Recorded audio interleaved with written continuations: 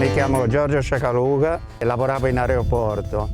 In quell'ambito ci siamo conosciuti con un gruppo di amici, non più di 4 o 5 persone, che avevamo la passione comune per le orchidee tropicali. Di lì abbiamo deciso di fondare un'associazione che abbiamo denominato GLAO. Nel 79 abbiamo fatto il primo statuto, poi all'interno di questo gruppo ci siamo trovati anche appassionati di flora alpina perché andavamo a fare delle gite, quindi conoscevamo tutta la flora alpina e abbiamo deciso che si potrebbe fare come associazione un giardino botanico.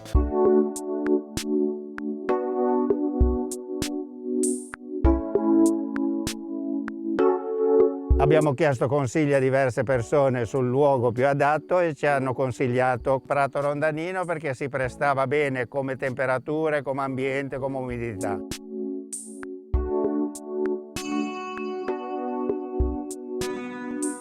In principio era quasi la metà di quello che è adesso.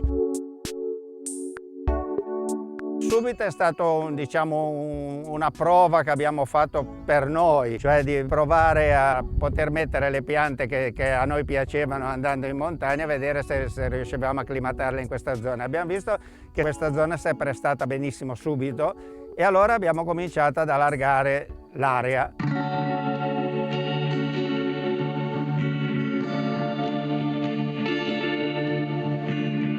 Su consiglio di un altro giardino botanico di Pietracorva nelle vicinanze di Pavia, il direttore ci aveva consigliato proprio di farlo in quest'area perché è la più fredda di Prato Rondanino. Mentre gli altri prati lassù sono troppo assolati d'estate, qui c'è sempre una ventilazione che permette una buona ambientazione delle piante.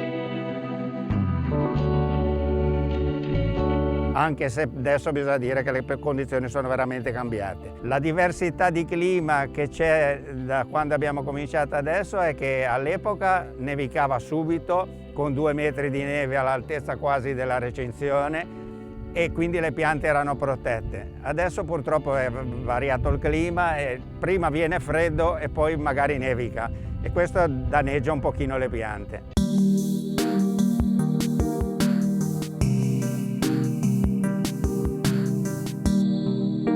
Il Giardino Botanico di Prato Rondanino ospita sia delle riproduzioni di ambienti naturali, tra cui ritroviamo 2 ambienti acquatici, un laghetto ed uno stagno.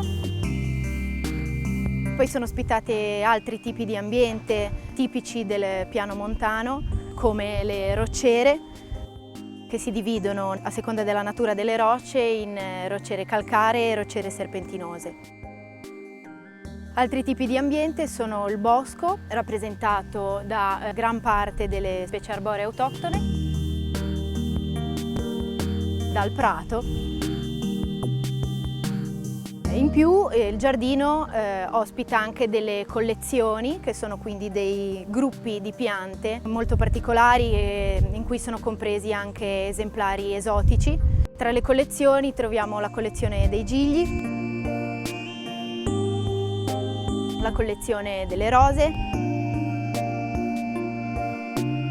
Tra le specie arboree della flora autoctona troviamo ovviamente il faggio, alcune specie di conifere, tra cui l'abete bianco, e altre specie esotiche come l'abete di Douglas e l'abete rosso.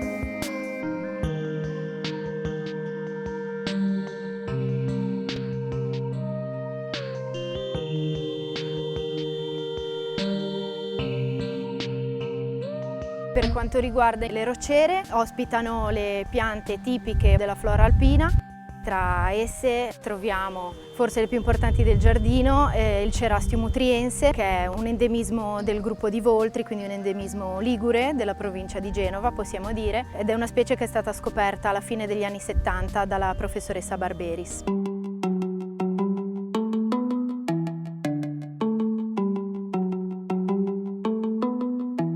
Qui ci troviamo nel laghetto più grande dove ci sono ospitate ninfee e piante carnivore. Le piante carnivore che abbiamo qui sono piante americane, serracenie, ed hanno un particolare. Queste piante sono formate da una trappola che cattura gli insetti. Però la pianta ha messo in atto uno stratagemma per essere prima impollinata e poi catturare gli insetti. Le ninfee che sono dentro sono ninfee alba che vengono dalle Dolomiti, dai laghetti alpini. Le abbiamo messe nel primo laghetto i primi tempi, perché oltretutto era l'unico laghetto che c'era prima. Da sole si sono spostate qui probabilmente per un fatto di luce e fanno una fioritura che dura quasi tutta l'estate.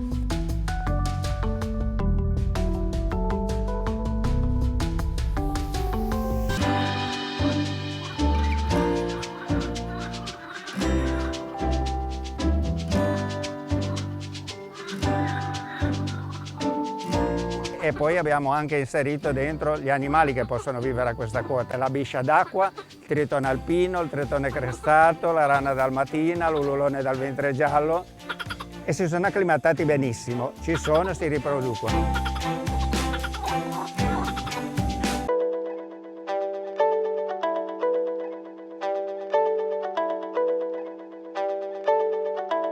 Siamo nell'ambiente delle rocciere. Qui abbiamo la rocciera serpentinosa, che sono tipiche pietre nostre, e anche le piante che ci vivono sono piante adattate al serpentino.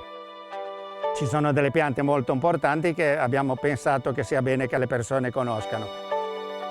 Ce ne sono dei bellissimi gigli, c'è il cerasso nutriense, ci sono diverse piante importanti.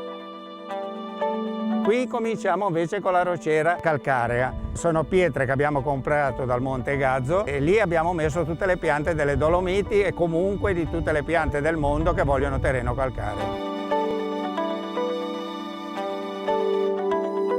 Si mettono le rocciere perché queste piante hanno bisogno di forte drenaggio, quasi tutte. Quindi si mette le pietre con dentro una ghiaia piuttosto grossolana e un pochino di terra sempre calcarea, in modo che quando piove venga drenata sempre l'acqua. Perché del resto, se certe piante vengono messe in piena terra, marciscono.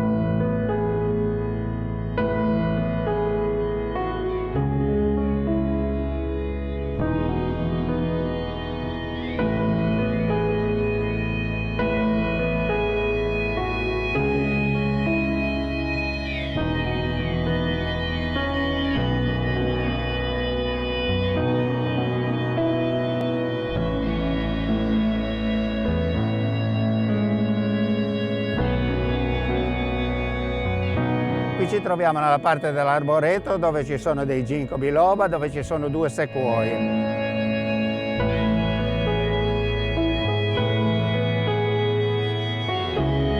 Questa è la sequoia gigantea, particolare perché siamo stati anche fortunati, nel senso che l'Euroflora dedicata alle piante americane del 92 aveva ricevuto dallo Stato americano 3 sequoie in vaso abbastanza grosse. 2 sono seccate in Euroflora durante la manifestazione e una ci è stata donata.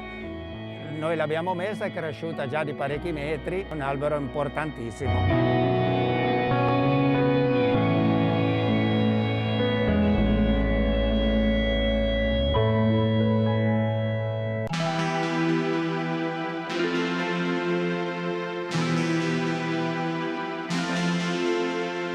Come simbolo dell'associazione abbiamo il Cypripedium calceolus, che è un'orchidea, la più bella orchidea che abbiamo in Europa.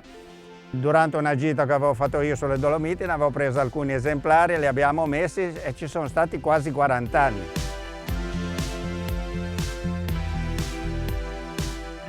Proprio una zona dedicata ai Cypripedium poi di tutto il mondo, oltre a quella italiana che è il calceolus, ci sono tutta una serie di Cypripedium di tutto il mondo, sempre da zone fredde chiaramente.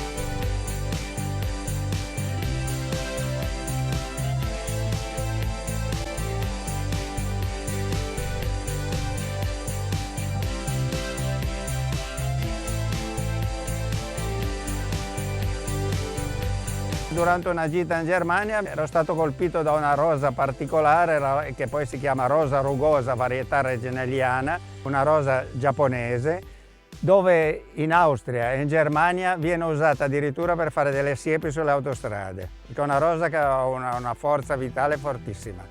E noi ne avevamo preso una piantina, l'abbiamo messa e abbiamo praticamente fatto tutta La staccionata abbiamo riempito di questa rosa che è fortissima, resiste al freddo e alle malattie.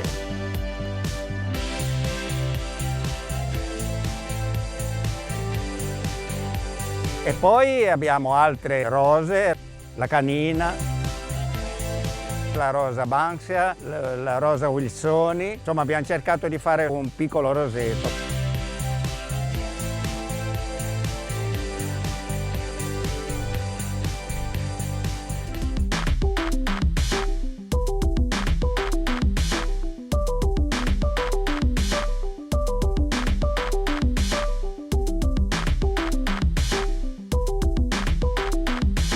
Noi siamo andati avanti bene fino all'82, però le risorse erano quelle che erano e facevamo quello che potevamo. Quando poi è subentrata la provincia nel 98, che è diventata area protetta, la provincia ha mandato su dei giovani laureati che hanno potuto fare anche divulgazione scientifica con le scuole. Allora venivano sui pullman da 40 persone, venivano fatte delle attività molto importanti. Con queste risorse abbiamo potuto fare le cose un po' più ben fatte, diciamo. Di lì si è ampliato al massimo il giardino. Questa è l'aula didattica del giardino, dedicata alla professoressa Mastrorilli, che per molto tempo si è occupata della cura e della gestione del giardino. L'aula vuole essere un po' un percorso attraverso quelle che sono le principali discipline naturalistiche. Infatti al suo interno possiamo trovare una collezione di insetti che contiene tutte le specie presenti all'interno del giardino.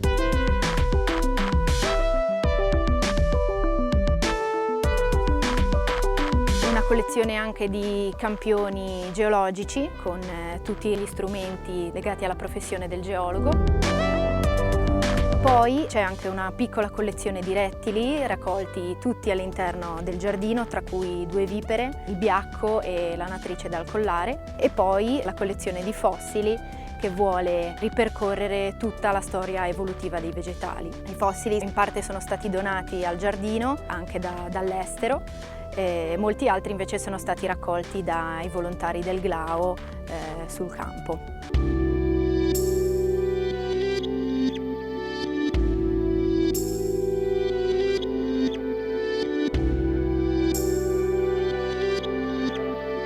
Io penso che per poter fare una cosa così bisogna avere la fortuna di trovarsi un gruppo, non ci vuole tante persone, ma persone che siano appassionate, perché se non c'è la passione queste cose non si possono fare. E l'avremmo continuata a fare, solo che noi adesso come associazione purtroppo è 40 anni che esiste e come statuto dobbiamo chiudere. Sono rimasto solo io, sono mancati tutti i miei amici.